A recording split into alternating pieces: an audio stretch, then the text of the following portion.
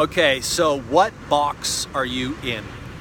When people think of you, what do they categorize you as? As a speaker, you need to fit in a box. You want that box to be tiny. You don't want it to be big. This guy speaks on everything. You want it to be tiny. You want it to be able to fit into a place in the event planner, the booker, or the conference booker's head as like, this is the person that does X, therefore they fit into my schedule here. Does that make sense? Like myself, I don't know, if you think of me as a speaker, what do you think? Most people would think inspirational, social good guy, or the charity guy, the fundraising guy. Okay, so it all comes back to social good, making change in the world.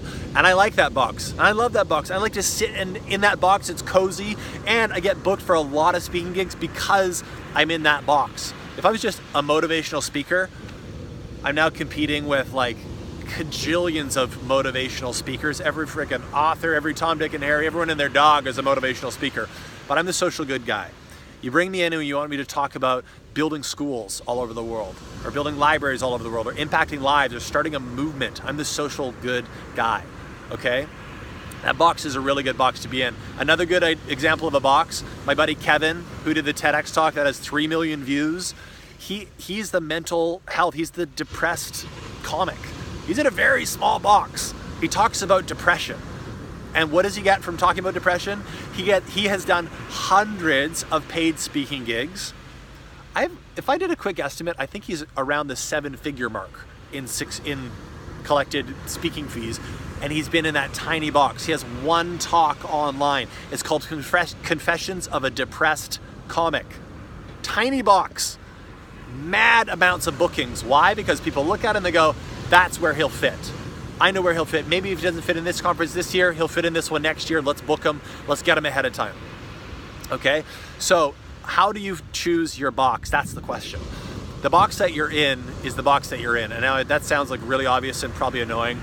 But if you watch some of my other videos, you probably hear me talk about you need to speak from the heart. You need to share the message that you are meant to share with the world. The message that is in you to share. It's why you exist. It's part of the reason that you were born, is to share that message. When you share that message authentically, your box just kind of appears. Okay? When I share the message of going through Kenya and Uganda and being obsessed with building schools and wanting to do that, boom, my box appeared. I didn't have to go be like, I want to be a motivational speaker. I think I want to talk about social good. No, the box is there. Another really good example is from one of my favorite human beings on earth. Her name's Joanna.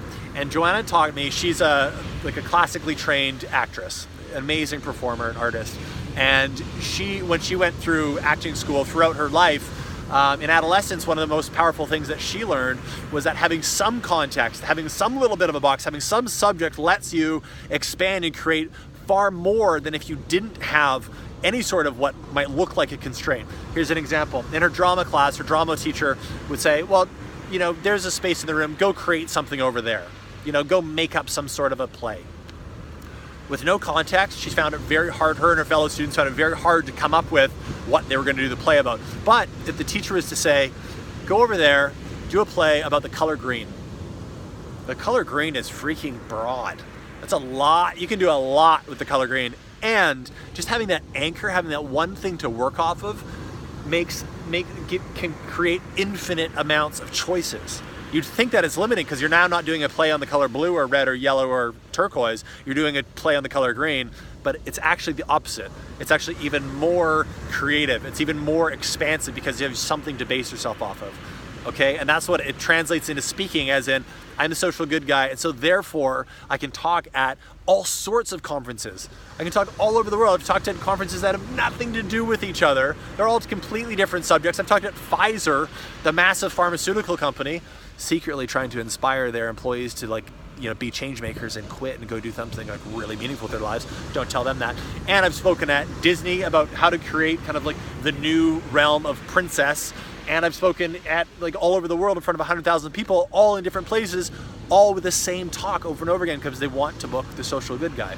So, long story short, figure out what is that message that you're meant to share, and then let the box appear, and then happily jump in that box, own that box, slap that label on your forehead. Be like, I'm this person, I'm the social good person, I'm the breathwork person, I'm the person who talks about medicinal journeys to Peru and how psychedelics are going to impact the whole monetary system. I totally made that up, but you get the point.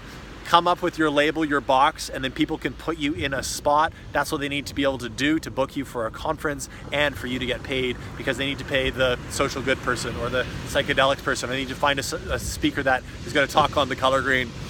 I'm running out of examples, but you get the point. So put yourself in a box, give yourself a label, and hopefully get paid to do it and impact many, many lives because of it. I hope you enjoyed that. Talk to you soon.